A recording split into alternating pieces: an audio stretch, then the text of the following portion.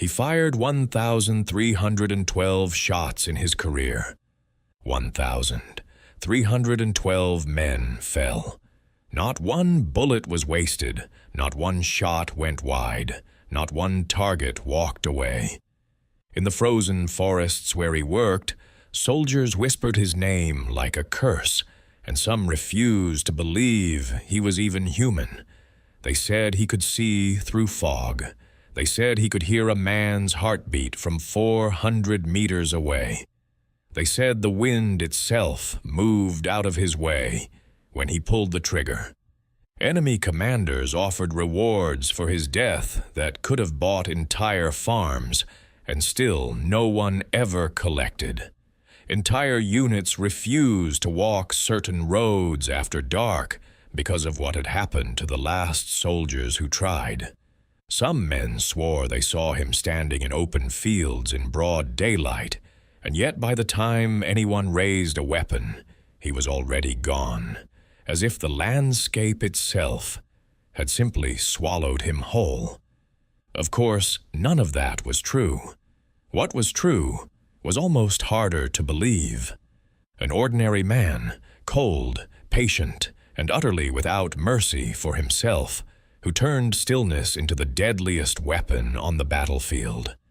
This is the story of the sniper who never missed, and the war that slowly hollowed him out from the inside, while the world called him a legend.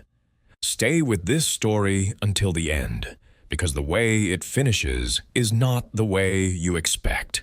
He never gave interviews. He never wrote a memoir. Everything we know about him comes secondhand, from the men who served beside him, from yellowed field reports, from a handful of photographs so grainy that his face is little more than a shadow beneath a hood of frost-covered cloth. And yet somehow, out of that silence, one of the most complete portraits of a single human being at war has survived, pieced together from fragments, because everyone who ever crossed his path remembered him, whether they wanted to or not. Before the war, he was nobody in particular. He grew up far from any front line, in a small village where winters lasted half the year, and silence was simply the sound of everyday life. As a boy, he learned to hunt not for sport, but for survival, tracking hares and foxes through snow that swallowed footprints within minutes. His father taught him the first rule of the hunt: the animal that moves is the animal that dies. Stillness was not weakness. Stillness was the only real weapon a hunter had. He did not know it then, but that single lesson would one day make him one of the most feared men in the history of modern warfare. When the war came, it did not arrive with trumpets or grand speeches in his village. It arrived as silence too, the silence of empty fields where young men used to work, the silence of a train platform where mothers stopped waving because their sons never wrote back. He enlisted not out of patriotic fire, but because staying home while his friends disappeared into the east felt like its own kind of death. He was given a rifle, a uniform 2 sizes too large, and 3 days of training before being sent to the line. Nobody expected him to survive the first month. Nobody could have guessed that within a year, entire enemy units would be reassigned out of fear of him alone, and that officers on the other side would put a price on his head so large it could have bought a small estate. His transformation began almost by accident. During a chaotic retreat, his unit was pinned down by a machine gun nest hidden somewhere in the tree line, invisible, merciless, cutting down anyone who dared to stand. Men froze, men prayed, men simply waited to die. He did not. He crawled forward on his stomach through mud and shattered branches, inch by inch, for nearly 2 hours, until he was close enough to see a single flicker of movement between the leaves. One shot, The gun went silent.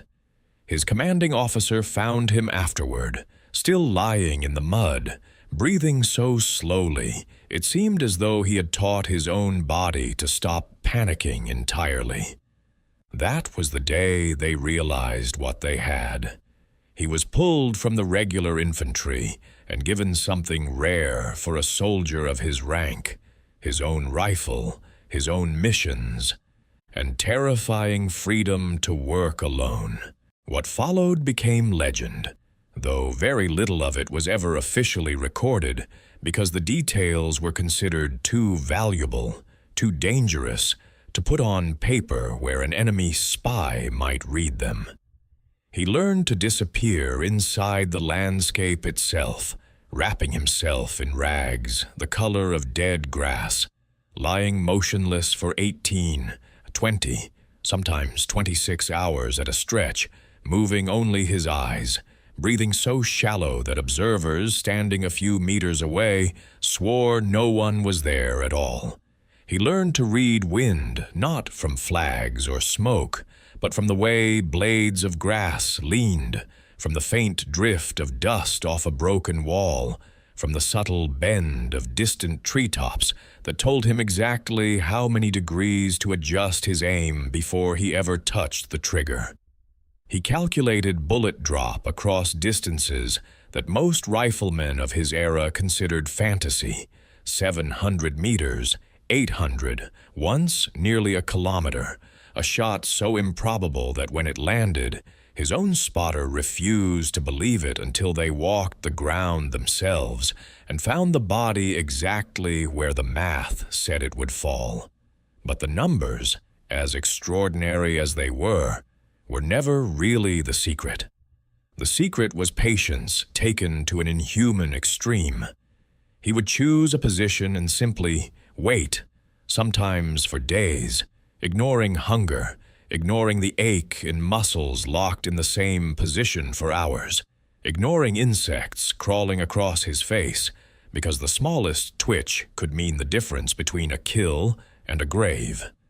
Enemy commanders eventually issued standing orders, forbidding soldiers from standing near windows, from lighting cigarettes after dark, from walking upright anywhere near his last known position, because they had learned at devastating cost that any of those small human habits could be the last mistake a man ever made. But there is another side to this story, one that the legend often leaves out, because legends are easier to tell without the weight of what they cost the person living inside them. Every kill, no matter how distant, no matter how clinical it looked through a rifle scope, was still a human being, a father, a son, a boy barely out of school, sometimes seen laughing with friends moments before. The shot that ended him. The sniper watched all of it, because watching was the job. He did not simply pull a trigger and look away. He observed his targets for hours before the moment came, learning their habits, their routines, the small human gestures that made them real. He saw men write letters. He saw men pray. He saw men share the last of their rations with a wounded comrade.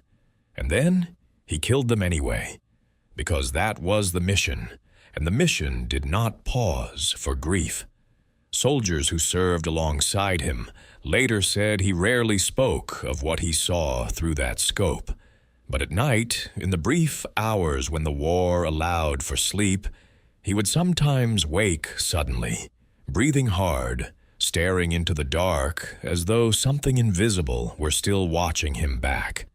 He carried a small notebook, worn soft at the edges, and in it he marked not celebratory tallies, but quiet, private notes, dates, weather conditions, distances, and occasionally, almost like a confession, a single line describing something he had seen through the scope that had nothing to do with tactics at all. A man's hands shaking as he lit a cigarette in the last minute of his life. a soldier pausing mid-stride to look up at a flock of birds crossing the gray sky. A pair of brothers, unmistakably alike, walking the same trench together the day before, only one of them walked it again. These were not the notes of a monster keeping score. They were the notes of a man trying, in the only language the war had left him, to remember that his targets had once been alive, in a way that mattered, long before they ever became a number in a report nobody outside his command would ever read. The war did not end kindly for anyone, and it did not end kindly for him either. As his reputation grew, so did the danger surrounding him. Entire counter-sniper teams were assembled with the sole purpose of hunting him down, men trained specifically to think the way he thought, to move the way he moved, to wait the way he waited. Some of the deadliest duels of the entire conflict were fought not between armies, but between him and these unnamed shadows, sent specifically to end his story. He survived encounter after encounter through a mixture of instinct, discipline, and the same terrifying patience that had made him famous in the first place.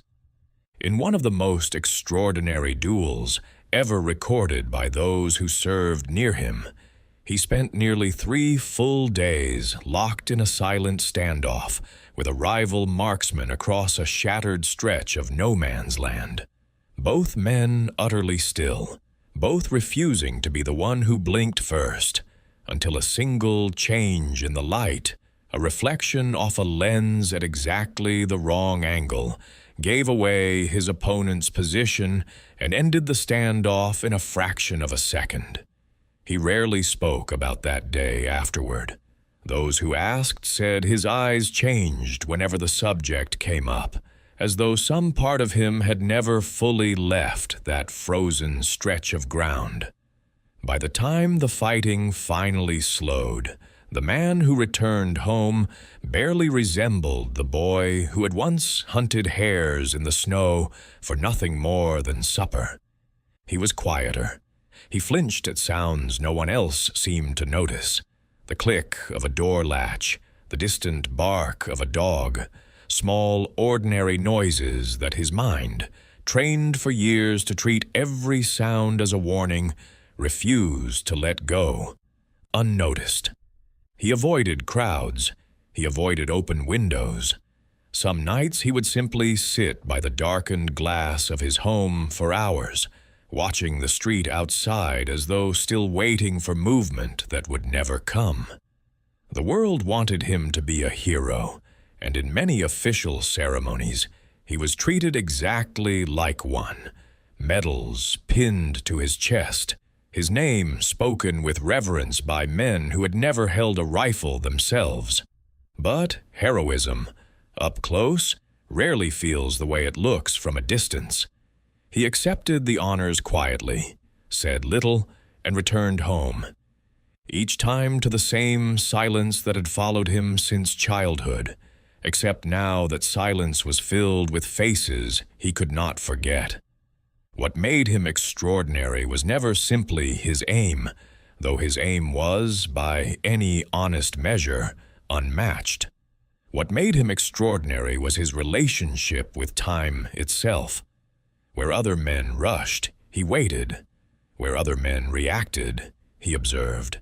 Where other men fired in fear or fury, he fired only when every variable aligned: wind, distance, breath, and the terrible clarity of a decision made without hesitation and without regret in the moment it counted.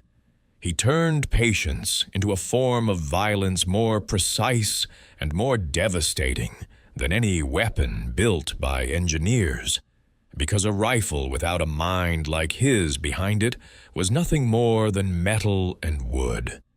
It was the mind that made the myth, the mind that made men on the other side of the line lie awake at night, wondering if he was already watching them, already waiting, already counting the seconds until they made the one small mistake that would end everything.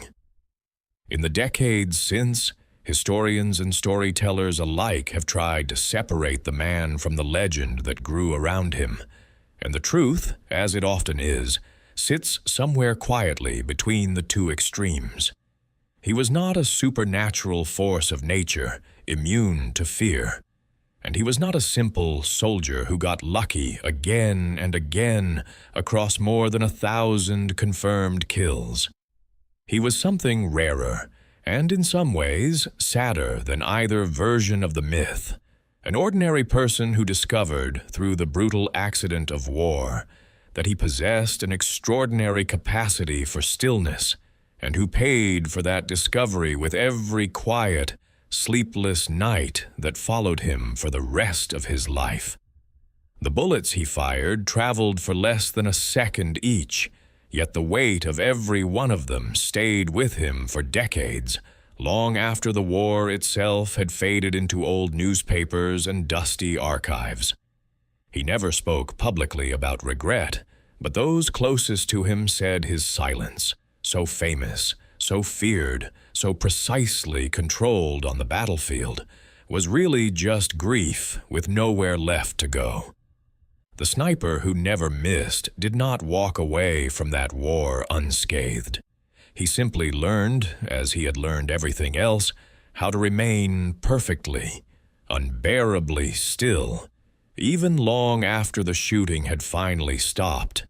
And that stillness, more than any single shot he ever fired, became the true legacy of the sniper who never missed.